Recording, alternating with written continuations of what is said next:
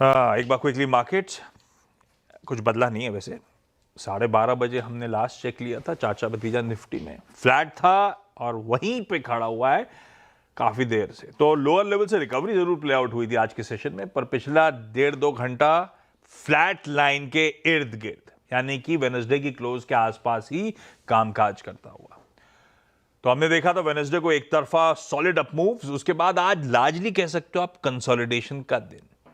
लेकिन जैसे मैंने पिछले शो में कहा था, consolidation with a positive biasness, lower level से रिकवरी करी। बैंक्स वेडनेसडे को आउट परफॉर्म कर रहे थे, आज भी 1/4% निफ्टी बैंक मजबूती के साथ ट्रेड कर रहा है। और ज्यादा इंपॉर्टेंट मूड का बैरोमीटर ब्रॉडर मार्केट्स होते हैं, तो ब्रेथ एक बार एडवांस डिक्लाइन स्क्रीन पर आ जाएगी, एडवांसेस के फेवर में ब्रेथ है। इसलिए मैं कह रहा हूं ठीक है, कंसोलिडेशन हो रहा है लेकिन टिल्ट बुरा नहीं है। शायद एक दिन की छुट्टी के बाद आए, 2 दिन की छुट्टी में जा रहे हैं, इसीलिए बहुत ज्यादा एग्रेसिव ट्रेडर्स हो भी नहीं रहे हैं। पर चलिए, वीमा डिटेल दिखा पाएंगे डायरेक्टर साहब? दिखाएंगे। बढ़िया मूव्स बने हैं, ये देखिए।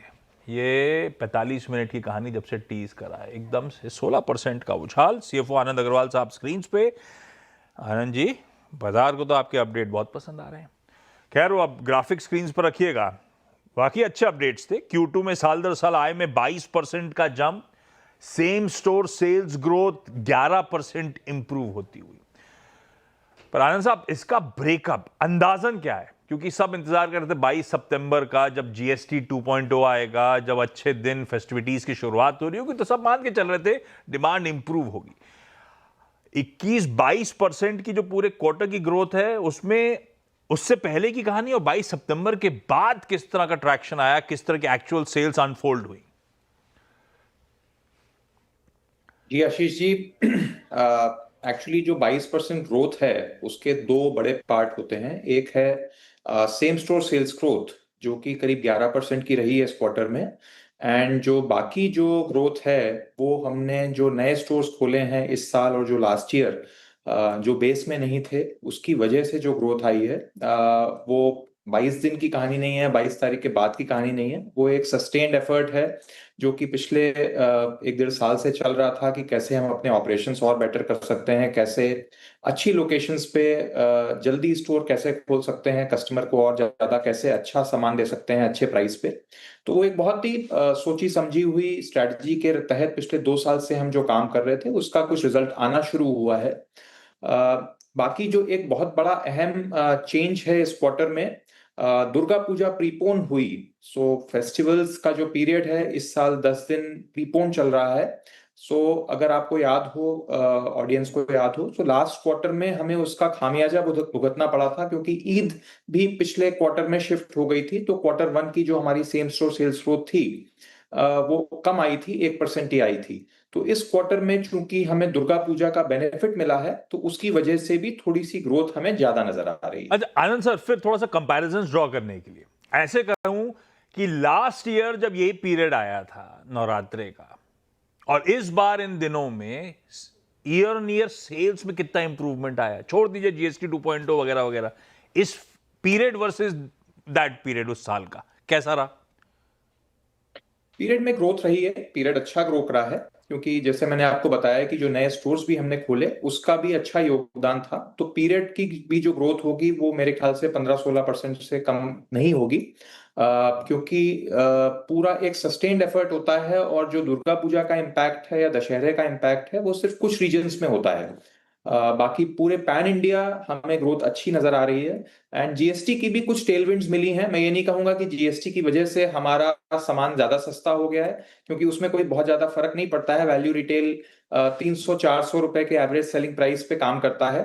तो उसमें जीएसटी में कोई चेंज नहीं आया है। जो भी चेंज आया है वो 1000 रुपए के ऊपर के प्राइस पॉइंट में आया है, वहां पे सस्ता हो गया है सामान। लेकिन हमारा जो कंट्रीब्यूशन होता है 1000 रुपए के ऊपर वो बहुत ही कम होता है, 15-20% का ही वैल्यू कंट्रीब्यूशन होता है। तो उससे बहुत ज्यादा फर्क नहीं पड़ा है। लेकिन जो मेन फर्क है फेस्टिवल के प्रीपोनमेंट का, और मेरे ख्याल से अगर मैं उसको इम्पैक्ट को न्यूट्रलाइज कर दूं तो शायद 15-16% की टोटल ग्रोथ होगी। लो भाई, थोड़ा और बोलते तो आप अच्छा रहता। 16% बोले आप, तो 16% स्टॉक भी चल रहा है।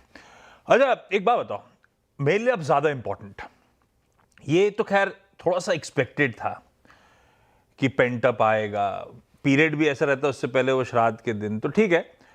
पर इसका कंटिन्यूएशन, ऑटो कंपनीज अच्छे सेल्स दिए, रिटेल कंपनीज आप जैसी अच्छा सेल्स दे रही हैं, अक्टूबर में अब वो और फेस्टिविटीज तूल पकड़ रही होंगी, इस डिमांड ट्रैक्शन का, इस 16% ग्रोथ का तो हो गया, आगे किस तरह की पिक्चर आप ड्रॉ कर रहे हो? और तूल मिल पाएगा, नहीं मिल पाएगा, या फिजल आउट हो जाएगा मामला? क्योंकि डिमांड एनवायरनमेंट जनरली थोड़ी सी सुस्त रही है, दिक्कत वाली रही है ऑफ लेट, इसीलिए सब जानना चाहते हैं। नहीं, जो अभी तक रुझान आ रहे हैं उसके हिसाब से तो हमें अच्छा नजर आ रहा है। पीरियड अच्छा नजर आ रहा है, ग्रोथ भी अच्छी नजर आ रही है, ग्रोथ हमें मिल भी रही है, कस्टमर ट्रैक्शन भी बेटर है, कस्टमर सेंटिमेंट डेफिनेटली बेटर है। मार्केट में कस्टमर आ रहा है, कस्टमर खरीदना चाहता है एंड शॉपिंग कर रहा है। सो पूरे साल का अगर मैं टारगेट देखूं तो अभी भी जो हमारा पुराना गाइडेंस था 15 से 18% का, हम उसी को मेंटेन कर रहे हैं। एंड फॉर पूरे साल का जो लाइक टू लाइक ग्रोथ या सेम स्टोर सेल्स ग्रोथ जिसको कहते हैं, वो mid to high single digit अभी हम मेंटेन करके चल रहे हैं। सो मेरे को अभी ग्रोथ नजर आ रही है। थोड़ा सा अभी बारिश का थोड़ा डिस्टरबेंस चल रहा है ईस्ट और साउथ ईस्ट इंडिया में, तो उसकी वजह से पिछले 10 दिन एक्चुअली उतने अच्छे नहीं गए। जितना हमने एक्सपेक्ट करा था, पूजा भी जितना हमने प्लान करा था उतना अच्छा हम नहीं कर पाए, उसके बावजूद भी हम 11% सेम स्टोर सेल्स ग्रोथ दे पाए हैं।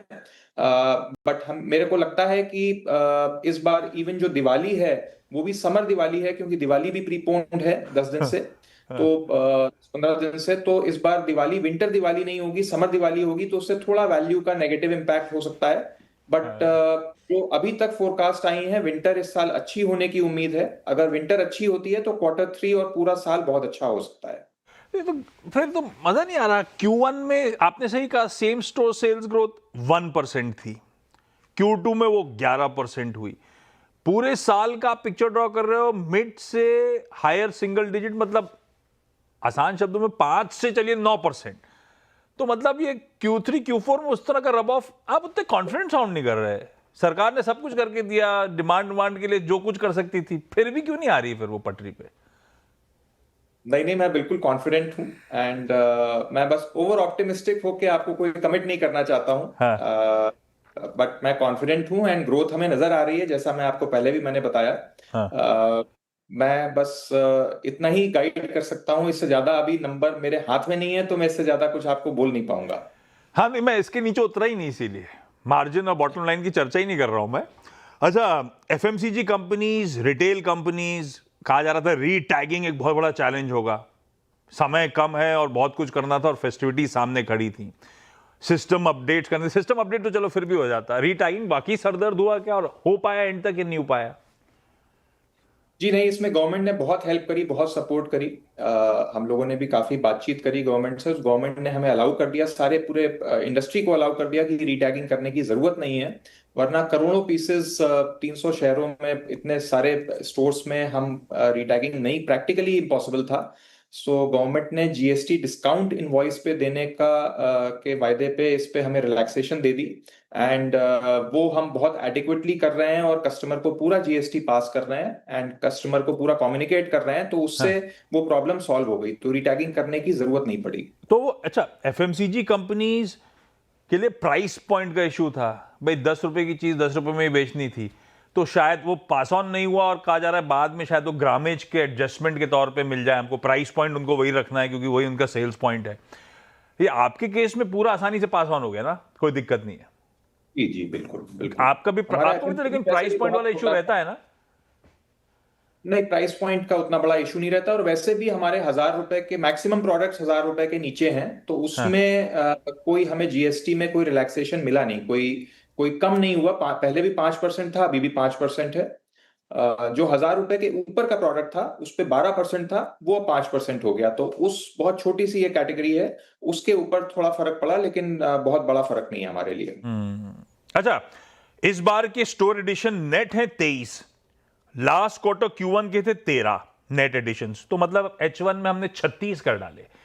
मेरे ख्याल से पिछले साल के एंड में जब बात हुई थी तभी हुआ था कि 60 to 65 नेट एडिशंस करेंगे इस पूरे साल, ऑन ट्रैक मान के चलो ना? जी बिल्कुल बिल्कुल, 60 to और 65 साल में हम खोल लेंगे। अच्छा, इसी के साथ अब हमारे लिए यूपी और बिहार का मार्केट हिस्टोरिकली इंपॉर्टेंट रहा है। बिहार में इलेक्शन आ रहे हैं, मुझे नहीं पता, लॉजिकली तो उससे डिमांड को फर्क नहीं पड़ना चाहिए, पर एक पार्ट कहता है हो सकता है। कोई डिमांड में फर्क पड़ता है क्या? और दूसरा पार्ट इसी सवाल का, जब स्टोर एडिशंस की बात कर रहा हूं, Q1 में हमने सबसे ज्यादा एड्स करे थे तमिलनाडु में एडिशन स्टोर के, इस बार सबसे ज्यादा दिख रहा है मुझे कर्नाटका में। तो खास थ्रस्ट हम दक्षिण भारत को दे रहे हैं, जो स्टेटेड पॉलिसी थी। रिस्पॉन्स कैसा आ रहा है वी मार्ट रिटेल को साउथ इंडिया से? दोनों पार्ट का आंसर। जी, साउथ पे हमारा ज्यादा फोकस है। साउथ में परफॉर्मेंस हमारी पिछले 1 साल से काफी इंप्रूव हुई है, एंड इसी तहत हमने ये प्लान करा था कि हम साउथ में थोड़ा सा ज्यादा वेटेज देंगे, एंड इसीलिए Q1 में भी और Q2 में भी और गोइंग फॉरवर्ड भी मेरे को लगता है कि शायद साउथ में हम थोड़े ज्यादा स्टोर खोल पाएंगे। साउथ में अब मार्जिन प्रोफाइल हमारा इंप्रूव हो गया है, सेम स्टोर सेल्स ग्रोथ भी अच्छी आ रही है, वहां पे सेल्स पर स्क्वायर फीट भी अच्छी आ रही है। सो मेरे को लगता है कि साउथ में हमारी पेनिट्रेशन अभी बहुत कम है, वहां पोटेंशियल बहुत हाई है हमारे जैसे प्लेयर के लिए, तो इसलिए हम थोड़ा सा उसको और ज्यादा लेवरेज करना चाहते हैं।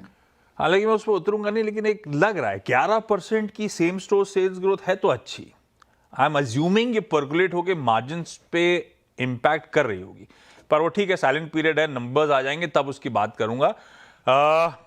आनंद sir, thank you so much जुड़ने के लिए, बढ़िया थे अपडेट्स और बढ़िया स्टॉक का रिएक्शन आपकी स्क्रीन पे।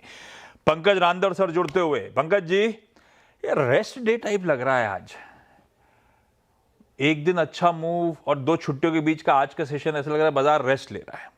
आपकी रीडिंग क्या है? अब फेस्टिव ग्रीटिंग्स आपको, आपकी रीडिंग क्या है निफ्टी को लेकर? इसको मैं पॉज मानूं पॉजिटिव बायसनेस के साथ, और होपफुली यहां से और दमखम दिखा सकता है, ऐसा मान के चल रहे हो या मामला अटका हुआ है? Good afternoon Ashish ji, good afternoon everyone. Festive greetings आपको भी आशीष जी। देखिए 25,000 के लेवल के ऊपर बहुत स्ट्रॉन्ग कैंडिडेट्स खड़े हैं यहाँ पे कॉल राइटर्स के, तो थोड़ा सा ये पॉज ही लग रहा है। साइडवेज पॉजिटिव मार्केट है, लेकिन बहुत ही सस्पिशियस हो बैठा है मार्केट यहाँ पे। अगर ये 25,100 की लेवल क्रॉस करे तब जाके मुझे लगता है कि बाइंग रिज्यूम होनी चाहिए। तब तक के लिए सेल ऑन राइज वाला मार्केट बना हुआ है। कभी भी 25,050 के ऊपर की अगर रेंज मार्केट में दिखती है तो एक बार 60 पॉइंट का रिस्क लेकर मार्केट को शॉर्ट करना चाहिए। फिलहाल तो स्टॉक स्पेसिफिक ये लग रहा है, और इंडेक्स के अंदर जो व्यू है, जो ऊपरी लेवल के ऊपर सेल करने की सलाह है। Not out of the woods yet, जब तक 25,100 के ऊपर नहीं जा रहे तब तक दमखम नहीं है, तब तक ये सेल ऑन राइज का मार्केट है भाई, ये ध्यान रखिएगा। Pankaj sir thank you so much, बढ़िया। थोड़ा सा दिक्कत है भारतीय बाजारों के लिए। ब्रेक ले रहा हूं, ब्रेक के उस पर जब लौटूंगा तो एक मार्केट चेक।